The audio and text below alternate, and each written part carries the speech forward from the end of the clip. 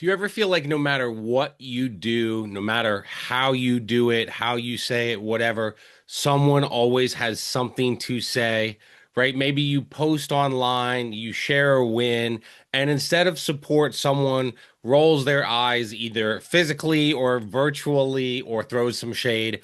Well, let me tell you guys, it has been about 2 weeks since Taylor Swift just dropped her latest album, The Life of a Showgirl, and said something that stopped me in my tracks that I want you to hear today. Now, I am not here to debate whether you should love Taylor Swift, hate Taylor Swift, be listening to Taylor Swift. That is not what I'm here to discuss. I never thought one of my first few videos on this YouTube channel I would be talking about Taylor Swift, but I want you to hear something that she said during an Apple Music interview right after the album was released, so about 2 weeks ago. Now, what you need to understand if you don't follow Taylor Swift or whatever is that she has gotten an intense amount of criticism for this album for various reasons, some warranted, some not. But she has gotten various amounts of criticism. And so many people, even people that would call themselves Swifties and who love her, have said, oh, this album isn't good.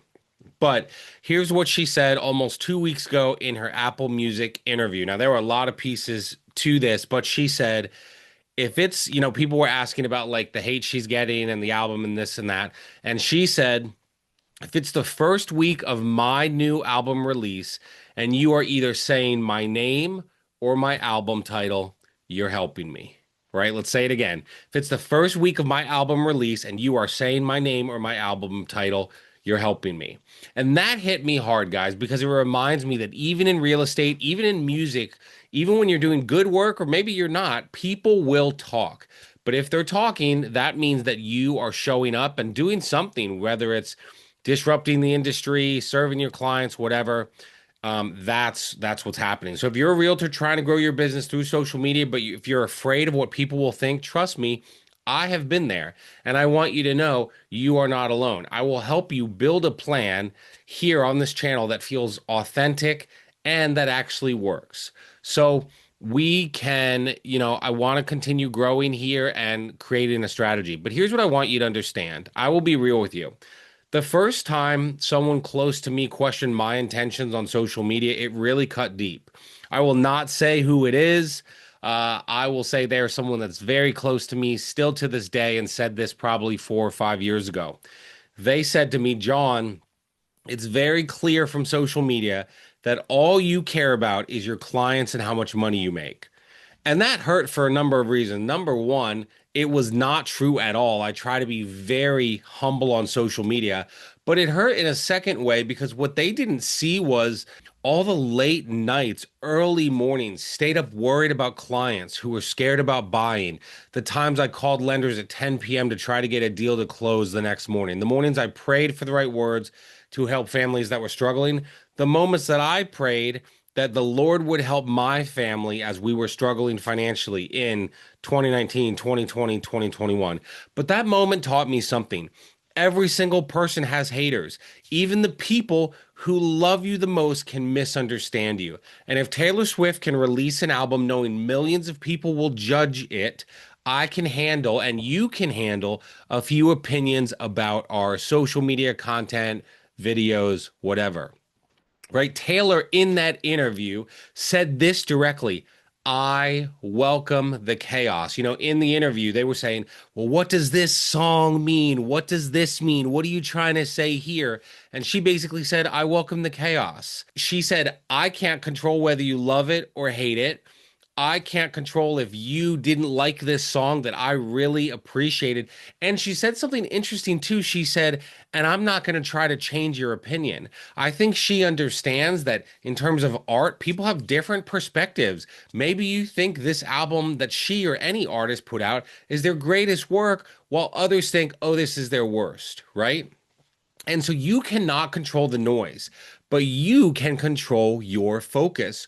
While some people are talking about you, others are watching quietly and being inspired. Some are potential clients, future partners, or people who just need to see you keep showing up. I've had people who once doubted me call me years later and said, "Hey, I've been following you for a while. Can we talk about buying or selling? Or maybe, it's on the real estate coaching side. Can I talk about joining you and your team of the Wolfpack?" So yeah, let them talk. They're still helping. They're saying your name and they're keeping your brand alive in conversations that you don't even know about. And here's the other part. So this person that was very close to me that said, um, oh, they said, all you care about is your clients and how much money you make, couldn't have been more untrue. I have people, I have accountability. I have friends that I can say, hey, is that post cocky? Is that, I want to be humble in my post and always appreciate the Lord's blessing in my life. So I have people that do that for me. Here's the other part of this. What you hear often is the negativity. It's kind of like I have some clients looking at investment properties in like Lancaster City, and guess what? You only hear the horror stories.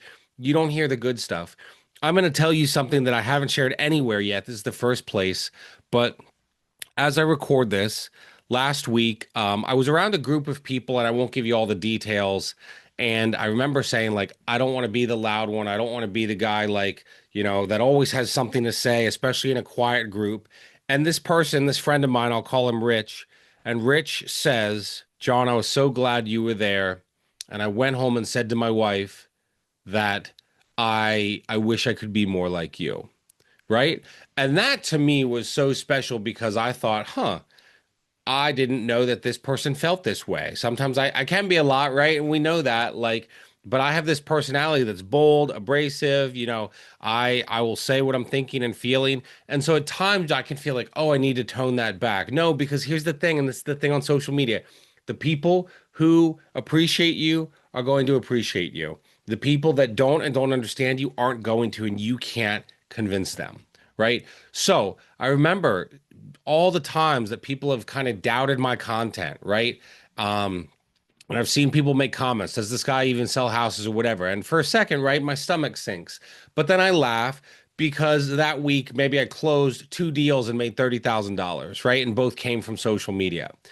Taylor said when she released music, she says, I release music with legacy in mind. And that hits me too, because when you're thinking legacy, you don't have time to argue in the comments. You're too busy building something that lasts. The other part of this that's kind of wild is if someone's commenting, we just on our membership call this week, we just discussed like, oh, this person's like doubting me on my page. I'm like, go comment. If just focus on the positive that they said, ignore the negative, and know that when you comment on that, it helps your algorithm, right? If you're putting yourself out there, people are going to talk. So here's my encouragement in all of this, right? There are always going to be doubters. There are always going to be people that don't like you, no matter what. So, the title of it says why negativity can actually help. Well, because I firmly believe if you are your authentic self, I firmly believe the right people will find you. The right people will want to do business with you. And the right people will build what is it, guys? Know, like, and trust. Right? So don't chase approval. Don't be afraid of the noise either. Don't feel like you have to convince the haters. You can welcome that. And the best thing you can do is when you get that negativity or hate or something like that, don't be silent because that means you're invisible. Have a conversation, even criticism. It means you're making waves. And so the next time someone questions your motives, your videos, your success, remember, you are not doing it for the applause. You're doing it for your purpose. The other part of this, too, is when this person close to me said, it's very clear that all you care about is your clients and how much money you had. I remember saying to my wife, I said, and they weren't there when we were struggling. They weren't there supporting us, praying for us, encouraging us. They weren't there trying to help. And so, no, I'm not going to take the opinion of someone who wasn't there in the darkest of times.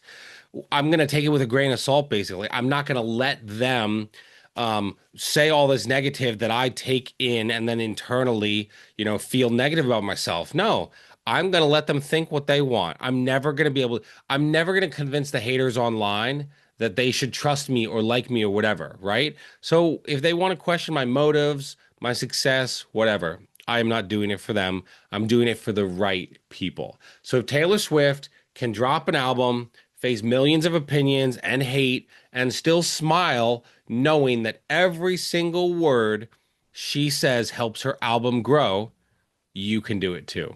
Right? We'll go back to the quote at the beginning where she said, the rule of show business is if it's the first week of my album release, you're either saying my name or my album title, you are helping. So let the haters talk about you. Let them. Absolutely let them. Because guess what? They're talking about your business.